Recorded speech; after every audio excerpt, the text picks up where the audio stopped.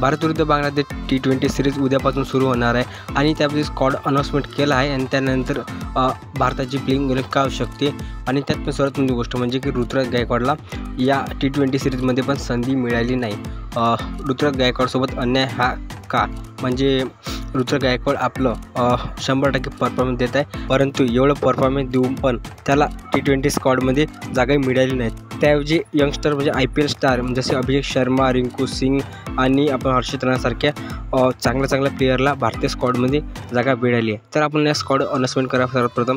तर सूर्यकुमार यादव कॅप्टन आहे, अभिषेक शर्मा, संजू सॅमसन, रिंकू सिंग, हार्दिक पांड्या, रियान पराग, नितीश कुमार रेड्डीला पण चान्स मिळाला आहे, शिवम दुबे, वॉशिंग्टन सुंदर, रवी बिश्नोई, वरुण चक्रवर्ती, जितेश शर्मा, अर्शदीप सिंग, हर्षित राणा आणि मयंक यादव। हर्षित राणा आणि मयंक यादव हे दोन डेब्युटंट असणार उद्याच्या मॅचमध्ये तुम्हाला खेळताना दिसू शकते, कारण की ते मयंक यादव ज्या गतीने गोलंदाजी करतात तर मला वाटते भारतीय संघामध्ये एक तेज गोलंदाज पाहिजे जो 150च्या गतीने 140च्या गतीने बॉल टाकू शकतो, असा मयंक यादवला भारतीय संघ जो उद्या डेब्युटंट म्हणून करू शकते आणि आपल्या भारतीय संघामध्ये डेब्यू करणार मयंक यादव उद्या।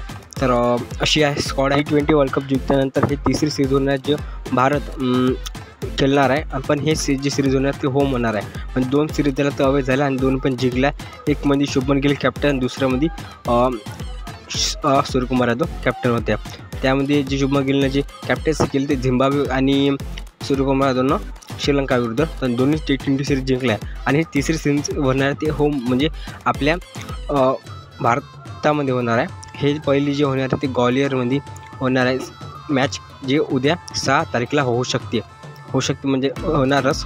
आणि त्यानंतर यामध्ये प्लेइंग 11 का असू शकते, तर सर्वप्रथम आपण पाहू तर अभिषेक शर्मा आणि संजू सॅमसन ओपनिंग करताना भेटेल, कारण की दुसरा ओपनर कोणता आहे नाही। संजू सॅमसनला ओपनर करून 3 नंबरवर सूर्यकुमार यादव, 4 नंबरवर रिंकू सिंग, 5वर रियान पराग, 6वर हार्दिक, 7वर नितीश कुमार रेड्डीला करू शकते, नाहीतर त्यानंतर त्याविरुद्ध वॉशिंग्टन सुंदरला पण, आणि 8मध्ये शिवम दुबे जर असेल तर, त्यानंतर 9मध्ये रवी बिश्नोई, 10वर वरुण चक्रवर्तीला जागा नाही भेटत, 3 पेसर्स करत असेल तर अर्शदीप सिंग, हर्षित राणा आणि मयंक यादव असा स्क्वॉड, अशी प्लेइंग 11 उद्या बांगलादेश विरुद्ध होऊ शकते।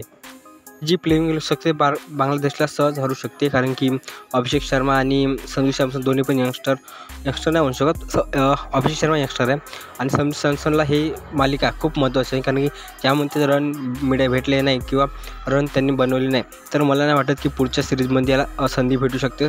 खास करून संजू सॅमसनला लास्ट वॉर्निंग आहे आणि यंदा भारत संघाने थोडा भरोसा दाखवला आणि संजू सॅमसनला आशा आहे की संजू सॅमसन परफॉर्मन्स करेल आणि मयंक यादवसाठी खूप मोठा हे आहे, कारण की मयंक यादव फक्त दोन्ही मॅच चांगला परफॉर्मन्स केला आहे, फक्त इंजुरी इश्यूच्या नाही तर जो आपण गोलंदाज म्हणतो तो चांगला आहे आणि गतीने गोलंदाज करतो, यामध्ये खूप मोठी गोष्ट आहे। त्यानंतर हर्षित राणा पण चान्सेस करतो की हर्षित राणा पण चांगला गोलंदाज आहे, त्यामुळे अर्शदीपला तुम्हाला माहीतच आहे, मग अशी प्लेइंग होऊ शकते आणि उद्या आपल्याला भेटू शकते। तर ऑल अपडेट T20 सिरीज, तर आपलं चॅनल सबस्क्राईब करा, तर भेटूया पुढच्या व्हिडिओमध्ये।